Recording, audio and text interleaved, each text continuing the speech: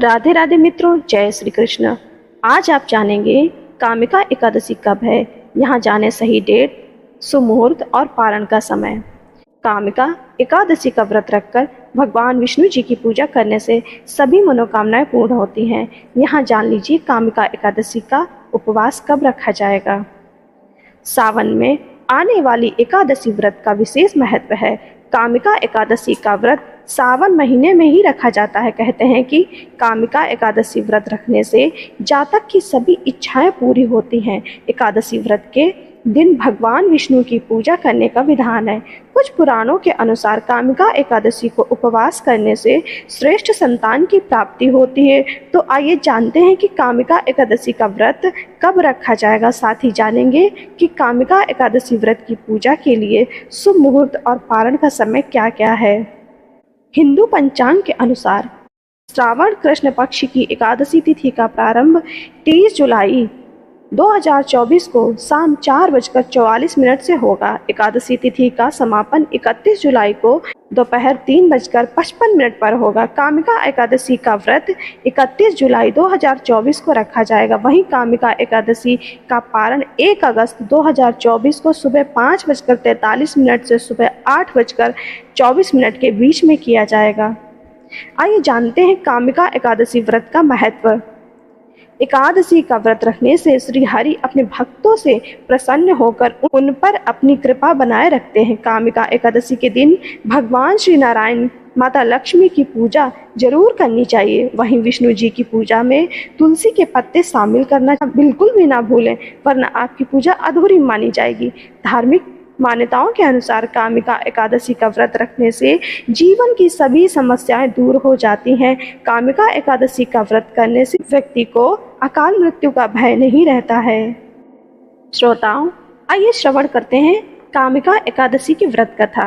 अर्जुन ने कहा, हे प्रभु, मैंने आषाढ़ मास के शुक्ल पक्ष की देवशयनी एकादशी का सविस्तार वर्णन सुना। अब आप मुझे श्रावण माह के कृष्ण पक्ष की एकादशी की कथा सुनाने की कृपा करें।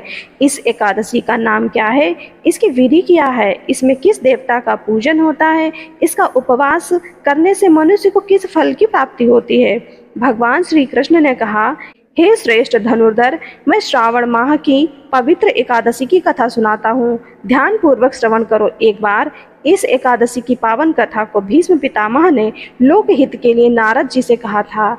एक समय नारद जी ने कहा कि हे पितामह, आज मेरी श्रावण के कृष्ण पक्ष की एकादशी की कथा सुनने की इच्छा है, अतः आप इस एकादशी की व्रत कथा का विधान सहित सुनाइए। नारद जी की इच्छा को सुन पितामह भीष्म ने कहा कि हे नारद जी, आपने बहुत ही सुंदर प्रस्ताव किया है। अब आप बहुत ध्यान पूर्वक इसे श्रवण कीजिए। श्रावण मास के कृष्ण पक्ष की एकादशी का नाम कामिका एकादशी है। इस एकादशी की कथा सुनने मात्र से ही वाजपेयी यज्ञ के फल की प्राप्ति होती है। कामिका एकादशी के उपवास में शंख चक्र गदाधारी भगवान विष्णु का पूजन होता है। जो मनुष्य इस एकादशी को धूप दीप नैवेद्य आदि से भगवान विष्णु की पूजा करते हैं, उन्हें गंगा स्नान के फल से भी उत्तम फल की प्राप्ति होती है। सूर्य ग्रहण और चंद्र ग्रहण में केदार और कुरुक्षेत्र में स्नान करने से जिस पुण्य की प्राप्ति होती है, वह पुण्य कामिका एकादशी के दिन भगवान विष्णु की भक्ति पूर्वक पूजा करने से प्राप्त हो जाता है। भगवान विष्णु की श्रावण माह में भक्ति पूर्वक पूजा करने का फल समुद्र और वन सहित पृथ्वी दान करने के फल से भी ज्यादा होता है। व्यतिपात में गंडकी नदी में स्नान करने से जो फल प्राप्त होता है, वह फल भगवान विष्णु की पूजा करने से मिल जाता है। संसार में भगवान की पूजा का फल सबसे ज्यादा है, अतः भक्ति पूर्वक भगवान की पूजा न बन सके तो श्रावण माह के कृष्ण पक्ष की कामिका एकादशी का उपवास करना चाहिए।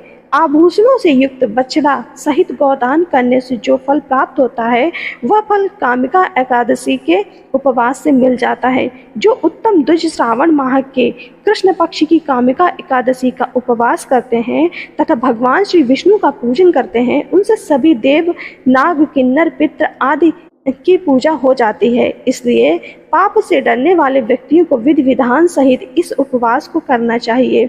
संसार सागर तथा पापों में फंसे हुए मनुष्यों को इसमें मुक्ति के लिए कामिका एकादशी का व्रत करना चाहिए। कामिका एकादशी के उपवास से भी पाप नष्ट हो जाते हैं। संसार में इससे अधिक पापों को नष्ट करने वाला कोई और उपाय नहीं है। हे नारद जी, स्वयं भगवान ने अपने मुख से कहा है कि मनुष्यों को अध्यात्म विद्या से जो फल प्राप्त होता है उससे अधिक फल कामिका एकादशी का व्रत करने से मिल जाता है। इस उपवास के करने से मनुष्य को न यमराज के दर्शन होते हैं और न ही नरक के कष्ट भोगने पड़ते हैं। वह स्वर्ग का अधिकारी बन जाता है। जो मनुष्य इस दिन तुलसी दल से भक्ति पूर्वक भगवान श्री विष्णु की पूजन करते हैं वे इस संसार में रहते हुए भी इस प्रकार अलग रहते हैं जिस प्रकार कमल पुष्प जल में रहता हुआ भी जल से अलग रहता है। तुलसी दल से भगवान श्री विष्णु का पूजन करने का फल एक बार स्वर्ण और 4 बार चांदी के दान के फल के बराबर है। भगवान श्री विष्णु रत्न मोती मणि आदि आभूषणों की अपेक्षा सहित तुलसी दल से अधिक प्रसन्न होते हैं। जो मनुष्य प्रभु का तुलसी दल से पूजन करते हैं उनके सभी पाप नष्ट हो जाते हैं। नारद जी, मैं भगवान की अति प्रिय श्री तुलसी जी को प्रणाम करता हूँ। तुलसी दल के दर्शन मात्र से मनुष्य के सभी पाप नष्ट हो जाते हैं और शरीर के स्पर्श मात्र से मनुष्य पवित्र हो जाता है। तुलसी जी को जल से स्नान कराने से मनुष्य की सभी यम यातनाएं नष्ट हो जाती हैं। जो मनुष्य तुलसी जी को भक्ति पूर्वक भगवान के श्री चरण कमलों में अर्पित करता है उसे मुक्ति प्राप्त होती है। इस कामिका एकादशी की रात्रि को जो मनुष्य जागरण करते हैं और दीपदान करते हैं उनके पुण्यों को लिखने में चित्रगुप्त भी असमर्थ है। एकादशी के दिन जो मनुष्य भगवान के सामने दीपक जलाते हैं उनके पितर स्वर्गलोक में अमृत का पान करते हैं। भगवान के सामने जो मनुष्य घी या तिल के तेल का दीपक जलाते हैं उनको सूर्य लोक में भी सहस्रों दीपकों का प्रकाश मिलता है। कामिका एकादशी व्रत की कथा। एक गांव में एक वीर क्षत्रिय रहता था। एक दिन किसी कारणवश उसकी ब्राह्मण से हाथापाई हो गई और ब्राह्मण की मृत्यु हो गई।